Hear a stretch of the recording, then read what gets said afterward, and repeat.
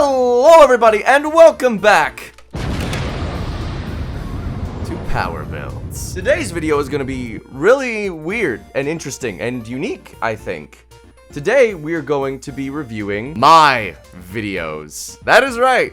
We are going to be going back through all of my videos and looking at some of my power builds and reviewing them because I thought, here's some news. This is my last video of the year. I need a break. I'm very tired. I've been making videos non-stop now for 3 years. I'm quite tired, and I think I need a break.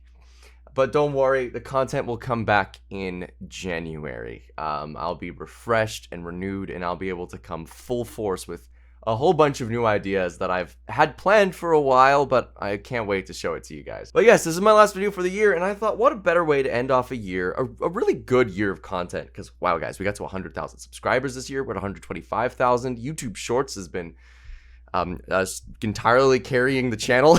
I wanted to go back and look through some of my old builds and talk about them. Talk about some of the things that I did well, some of the things that, some of the builds that I think are ass now. There's even one that's just flat out illegal. Maybe like give some updated versions of these builds. So let's get into it. The first thing we're gonna do is we're gonna head to the playlist. Let's view this full playlist right here. Ah, yes. Starting off with the most annoying D&D character ever. This was the build that this build did really well. Ah, yeah, back when I used to open these with skits. Before I get into that, I think I need to ask you a personal question. Oh my god, I've changed my room since then. Holy crap.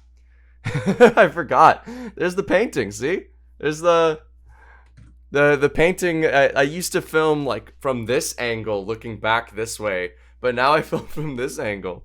That's crazy. This build's purpose is to waste everyone's time, but it sure is annoying. You're annoying, Outlaw. Yeah, but like this build that I made is interesting thing about that build is it's 100% legal. It's really good, honestly. It's a really good damage build, and it is eventually I would transform it into the Forever DM build, which I would use in a bunch of my skits and whatnot. But yeah, that build's super good. It's a like the lots of damage and attacks. It's just like a really solid build. No faults there. Just like really good all around. We're going to be getting one melee attack, plus at level 20, 4 Eldritch Blasts. My lighting was better back then. Honestly, that's kind of works. No limitation as to how many times you can do this if you have extra attacks. For instance, the Rogue, it tells you can only sneak attack once per turn, but the Gloomstalker does not say you can only use this feature once on this first turn.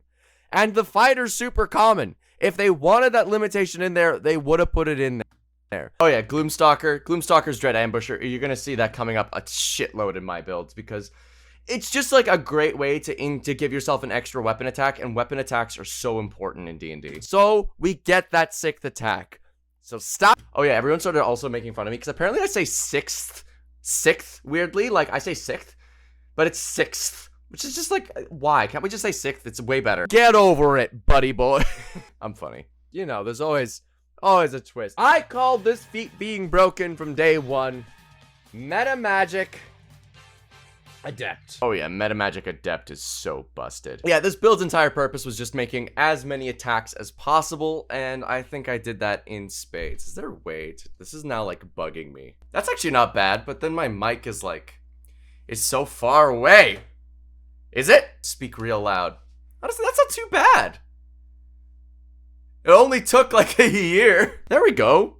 That's actually not bad. I like that. Decent lighting. I'm very hairy. You roll each of these. If you want to waste everyone's time, you roll them one at a time. Yeah, this entire build was just making a lot of attacks. I really like it. I think it's still a super good build. I'd still rate it 10 out of 10.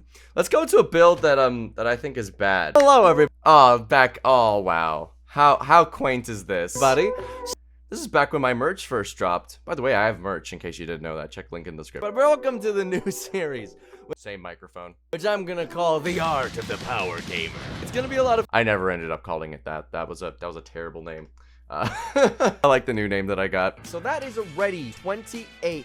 Yeah, this build was like, the thing about this build that I really like is it was kind of like my start in my intro to power building. It was teaching me a lot of mechanics that I hadn't really experimented a great deal with yet. So there's a lot of really good stuff in this build that I still think is like really solid, but there's also like some things that are like just bad. Like in this build, I use a bonus action to get a slot back via the sorcerer's like font of magic feature, I think it's called, which is like not a good use of your bonus action at all in these builds.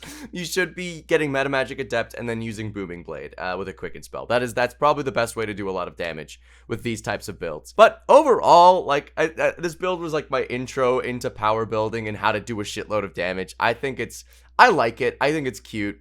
I'm proud of it. Next, let's see some other builds. This one. And everybody, settle down. But not all subclasses are created equal. Some of them are the Beastmaster Ranger, and some of them are the one I'm gonna say today. That's right. This isn't the Beastmaster Ranger. Oh yeah, this was when I was trying to make a bunch of builds that would like fix like the typically known terrible subclasses in Dungeons and Dragons, and like I did a pretty good job on some of them. This build is entirely illegal. It's very funny. As well as give us one special level 5 spell slot. Oh yeah. So the mistake in this build is honestly pretty simple. The mistake is I just got so excited with trying to fix the Berserker Barbarian, I didn't check the rules, which is something that I've done twice now. I was like, oh man, I can get rid of Greater Restoration issue. I can get myself some 5th level spell slots by, if I get 5th level spell slots on this build, I can now cast Greater Restoration. But that's not how multi-classing spellcasters work.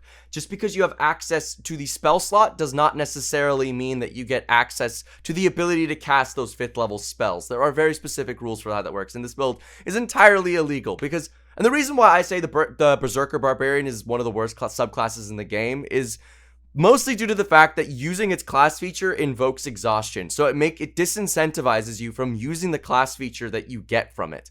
So it's not good. It's a pretty bad subclass, all things considered. A terrible way to make this build better on my part. Absolutely. It's illegal. It's 100% illegal. That's the biggest issue. The initiative build is like, fun fact about initiative builds, they almost always suck. They're really bad builds, all things considered. Like, you should never be building exclusively for initiative because initiative doesn't get you anything if you can't do anything when you go first. And this initiative build that I made, this initiative build that I made right here, it doesn't get you anything. It's just bad. It's just a bad build. This initiative build right here is just bad. The how to always go first in D&D. There's just better ways to make a build like this that do more damage and are actually going to help your party. Oh, the best level 5 D&D build. At level 5, 4d6 plus 4d8 plus 16, a total of 57 damage with 1 attack. That's actually pretty solid damage for a level 5 build, all things considered. It's not bad. However, the thing with level 5 builds that's really interesting is that you can't really optimize that well when you're at level 5. Doing more damage, it's really hard to do more damage than just the standard full leveled class. But like, I see a lot of people ask me to build for level 5, build for level 3, building for all of these low levels, but you can't really. You can't really out-optimize up until 5th level. Like, at level 3, you need your subclass. Any class with a subclass is going to outperform most multi-classes. At level 4, you're going to probably want your ASIs or a feat. And at level 5, that's when you get your bread and butter abilities. Stuff like extra attack, 3rd level spell slots. Like, you need those things. Those things are how your classes function. And without them, your build is kind of out for lunch. A lot of people ask me to build for level 5, and I feel like I did a decent job in this build overall. But, man, like, you just can't really do it very well to a point where it's actually going to be advantageous to be playing this build over another build. This build can do slightly more damage in a single hit than most other builds. That's its advantage. Oh, the apology to monk mains. Still it's a really bad build. Ooh, I want to talk about the, yeah, my lighting isn't as good, see? My lighting isn't as good in this one. I don't know, maybe I'll not like my lighting in a few months either way. Oh yeah, this is when I started using D&D Beyond in my builds. It's nice. So yes, I wanted to talk about this build. So I made a few screw ups on this build overall. I kind of rushed this build because I just discovered it and I really wanted to make it. And I just really wanted to get the video out there because I was trying to produce videos faster. So I didn't end up spending as much time checking, and I regret it. Always check your builds. So first of all, this build implies that Bestow Curse does not require a saving throw. It does. The opponent has to make a wisdom, has to fail a wisdom saving throw. Then your bestowed curse can be applied. However, I was right. If you cast bestow curse at or above 5th level, it does not require concentration, which is great. Which is a great way to start stacking damage or debilitating people saving throws. Now, the main screw up on this build is, if you can notice right here, it's probably really small, but right here you see it says Bard 6, Druid 12, and then my charisma is low. This entire build relies on debilitating people's saving throws via the Eloquence Bard's feature of unsettling words. But that uses your Bardic Inspiration dice, and you get as many Bardic Inspiration as your charisma modifier. And that's a 1. Gets used at once, which is stupid. The main reason why I wanted to do that was because I really like the Druid spell list and how it combos with all of this. But honestly, a simple adaptation I would make for this build would be just going Druid 6 and Bard 12, and then pumping Charisma instead of Wisdom. That's a simple adaptation you can make to this build, and it will be infinitely more powerful because it just would be way better. Yeah, just making this mostly a bard instead of mostly a druid would greatly influence and help this build's overall efficacy and its overall power. Let's say Mind Sliver goes off. You're now subtracting 2d8, 2d4, and a d6 from their next saving throw. Yeah, so this calculation is also a little bit screwy. The thing is, Bestow Curse only can give disadvantage on a saving throw of your choice. It does not subtract a d8, which is what I got confused between two of the features. Like I said, I didn't check this build very well. The odd thing about it is that Bestow Curse and giving a disadvantage and subtracting a d8 mathematically are very similar. So as a DM, I would allow either feature over the other to be applied. Which is like a weird thing that I discovered after the fact. Yeah, you can't subtract a d8, it's disadvantage, but the mathematical average averages out to the same, which is very funny. This is brutal. This is so mean. Obviously, there are limitations. Bestow Curse, you've got to choose the stat. But if you've got a bunch of charisma saves lined up, a bunch of charms or banishments and stuff like that, this can be incredibly potent. Yeah, it's a really good build. It's a super solid build overall. Like, I still really stand by it. It still can really fuck up some monsters with it. So it's still a good build. I would tweak it slightly.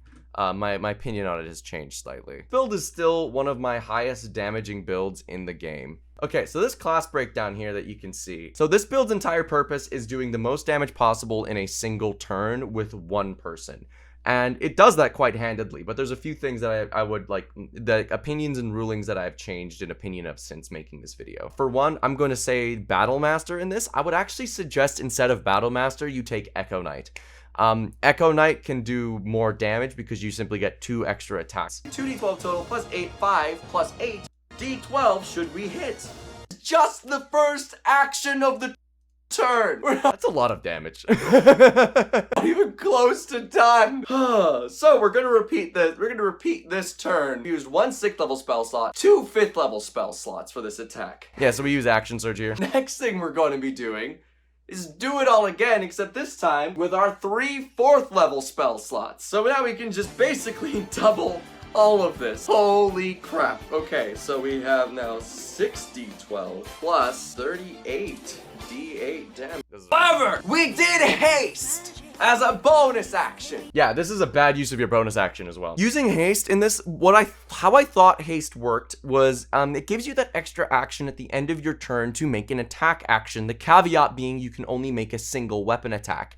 I thought that Dread Ambusher could circumvent that because every time you take the attack action, you get to make an extra weapon attack as long as it's on the first turn with Dread Ambusher. That's not the case. Class features do not get to circumvent spells, I think, in most cases. I'm still unsure as to how it exactly interacts. I think the jury is out, as the kids would say, but it's definitely a valid interpretation is to say that the Dread Ambusher gives you an extra attack with the haste action, but I don't know. It's very iffy. Honestly, you don't need the haste action. Just Booming Blade. Just use Booming Blade as a quickened action instead. And then with the help of Echo Knight, you can still do more damage with smites. You can actually beat this build with the Echo Knight and with quickened action bonus action attack. So yeah, the haste thing was a mistake. Haste is a bad spell. After all is said and done, you will be dealing a whopping 808 damage!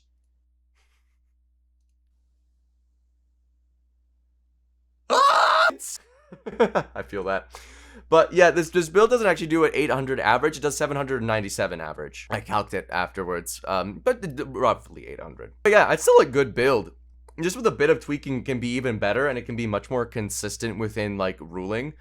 One thing I've tried to do nowadays more is I try to use like the most common ruling when making my builds, and then if there's something that is just explicitly wrong, like how people think Action Surge doesn't allow you to cast 2-leveled spells in turn, it does. The clause you were referring to only limits bonus actions. Stop talking about it. Overall, I think I've made, in the past year, a bunch of really good power builds. I think I've made a bunch of really solid power builds. If you go into this playlist and pick a build, you will find a build that is good. You will find a good build for your campaign. The most invincible D&D character ever, it's a solid build. How to always go first, I mean, except for this one. This one's ass. Like, the Forever DM build, like, I've talked about it so much, I didn't want to go into it in this video, but I stand by this build the most out of everything in this list. The character will defeat anything in one hit, that's also a solid build. The support character with 10 reactions, that's hilarious. It's a great way to piss off your DM. But all of these builds, I think, are really solid, and I would recommend them to anybody playing D&D. Yeah, I think this has been a fruitful endeavor. Talked about some builds, some things I would change. Go watch the playlist. Find fun. Tell me in the comments what your favorite build from this year has been. But yeah, that's it. Thank you all so much for watching this weird episode of Power Builds. It's been a really fun year this year making all these builds, and I can't wait next year to see what new shit I can figure out how to do in this game. Next year's gonna be great. Next year is going to be really special.